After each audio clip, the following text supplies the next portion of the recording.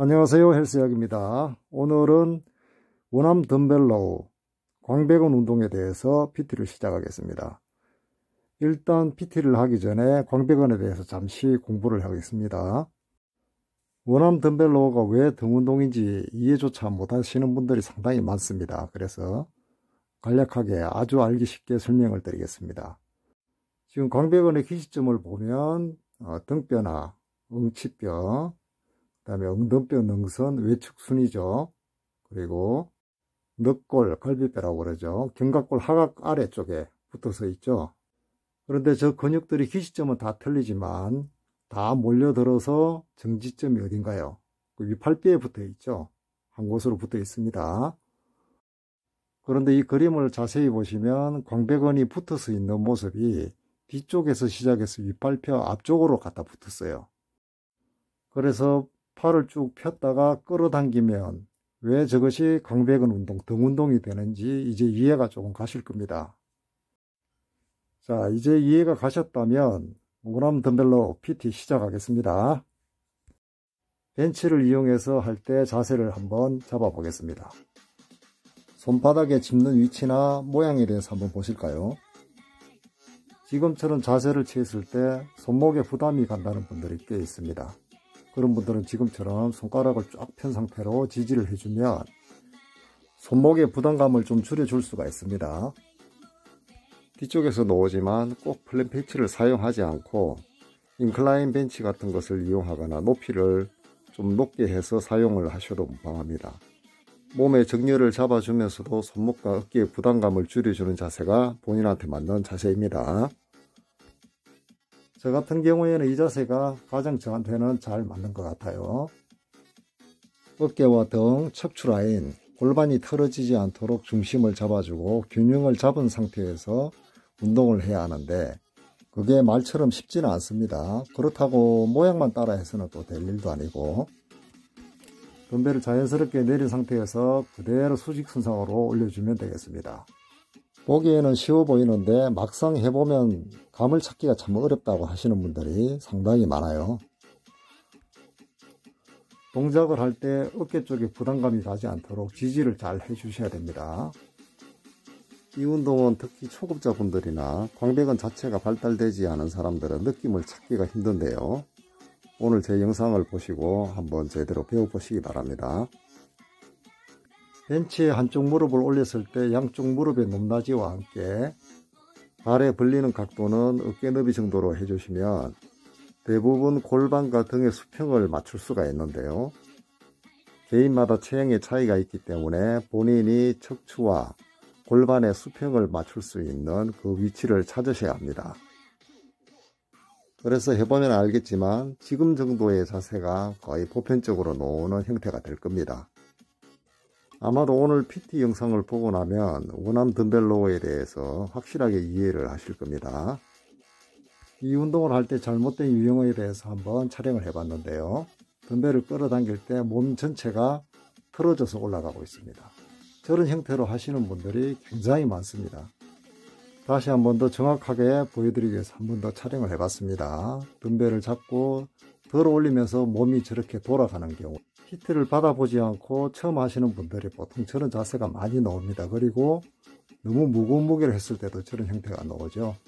지금 보시면 몸이 벤치와 함께 일직선상에 놓여 있고 어깨 높이는 수평으로 맞춰져 있습니다.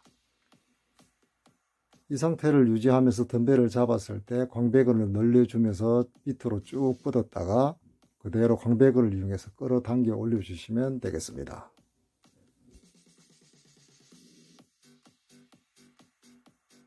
이번에는 발의 보폭에 대해서 한번 알아보겠습니다. 저 다리의 보폭이 앞으로 오느냐 그리고 뒤로 뻗어주느냐에 따라서 광배근의 느낌이 달라지는데요. 보폭을 넓혀서 할 경우에는 대부분 등 삼부 쪽으로 느낌이 많이 가요.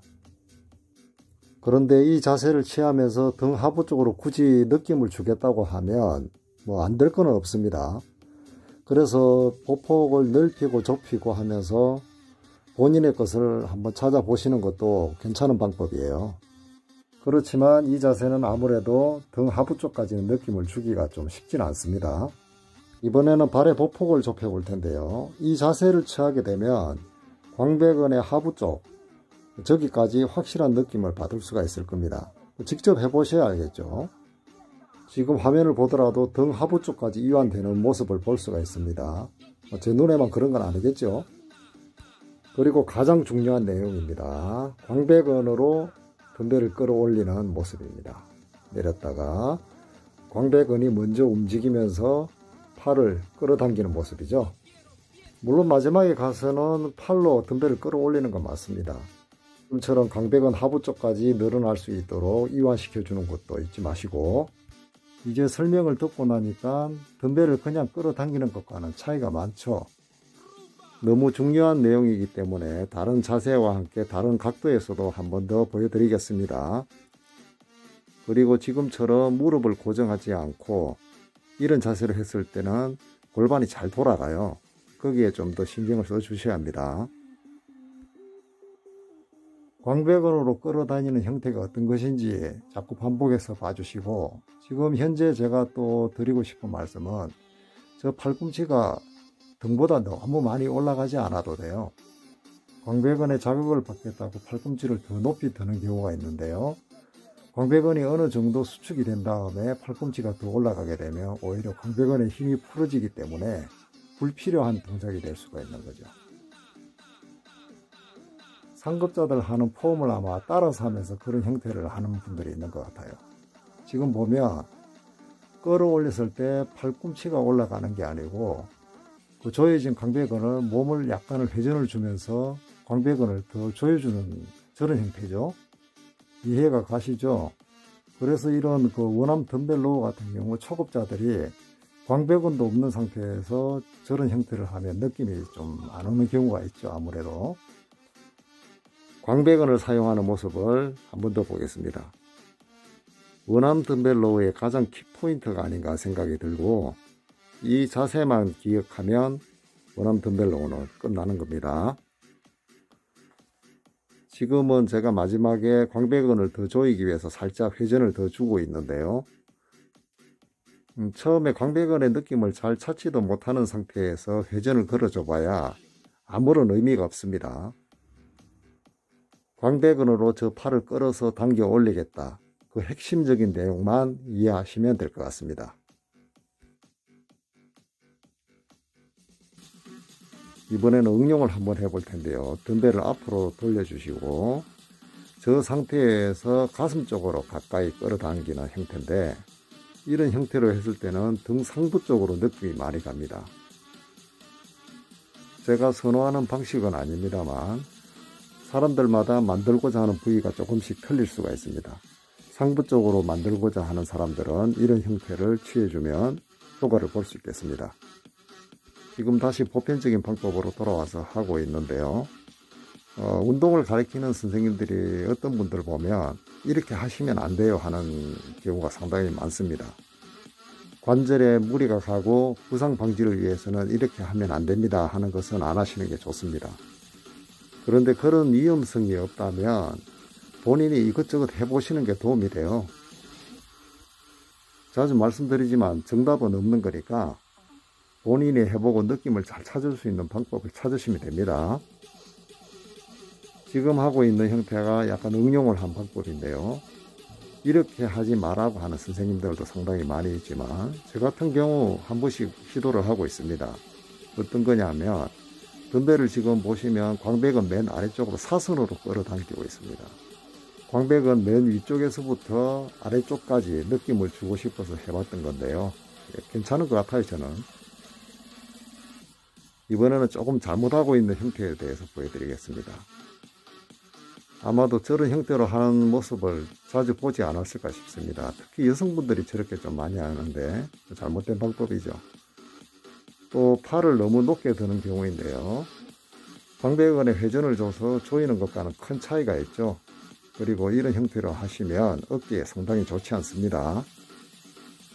무릎을 고정시키지 않고 저런 식으로 서서 했을 때 문제점이 있는데요. 아무래도 고정을 시키지 않다 보니까 몸이 많이 돌아가요.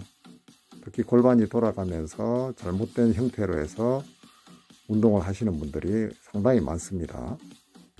그러면 어떻게 해야 될까요? 방법은 상당히 간단합니다. 발끝선을 그냥 수평으로 맞추시면 끝나는 거예요. 저렇게 하게 되면 골반의 틀어짐이 거의 생기질 않습니다. 아주 단순한 방법인데 이것을 모르고 틀어진 자세로 하는 분들이 의외로 상당히 많습니다. 한 발을 내밀었을 때는 저 중심축이 잘 돌아갈 수밖에 없어요. 단순하지만 중요한데요. 발을 수평으로 맞춰주시면 되겠습니다. 그리고 높은 위치에 발을 사용했을 때 좀 불편하다. 그럼 지금처럼 팔을 굽혀서 저런 식으로 대고 해도 상관없습니다. 상체의 높이를 조절할 수 있는 단순한 예를 보여드린 거니까 자기의 자세를 찾아갈 때 참고하시기 바랍니다. 이상으로 오늘의 PT 영상 마치도록 하겠습니다. 운동 뒤에는 스트레칭 잊지 마시고 시간이 되시면 근막 마사지로 등도 좀 풀어주시면 더 좋을 것 같습니다. 오늘의 내용이 도움이 되었다면 구독과 좋아요 눌러주시고 항상 건강하시기 바랍니다. 감사합니다.